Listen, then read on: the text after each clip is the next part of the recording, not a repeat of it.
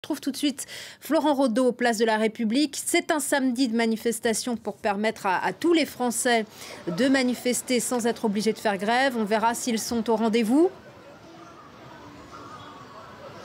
Absolument, Judith, bonjour à toutes et tous. Et plus les minutes passent, plus la place se remplit ici, donc place de la République, vous l'avez dit pour le programme. Le cortège va s'élancer à 14 h, direction une autre place célèbre de Paris, place de la Nation, dans l'Est parisien. 7e journée de mobilisation donc contre cette réforme des retraites, à l'initiative une nouvelle fois de l'intersyndicale, toujours unie.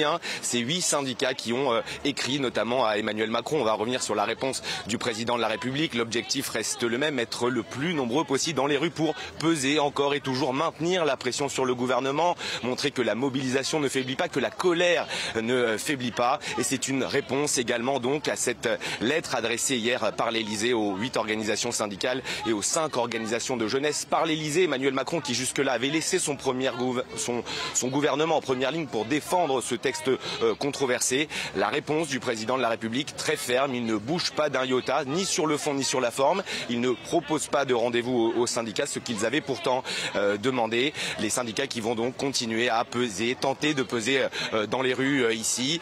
Beaucoup nous disent que cette réforme est injuste, injuste pour les femmes, injuste pour les plus précaires, pour les plus pauvres de cette société. Beaucoup nous disent ici qu'il y a d'autres moyens de financement pour combler ce déficit annoncé par l'exécutif pour justifier justement cette réforme. Des manifestations aujourd'hui à l'appel également de syndicats lycéens et étudiants, des jeunes très mobilisés dans cette contestation. On a pu voir notamment ces images d'établissements scolaires bloqués, c'était mardi dernier. Voilà la place qui commence à se remplir petit à petit ici, place de la République. On verra tout à l'heure si la foule est au rendez-vous, Judith.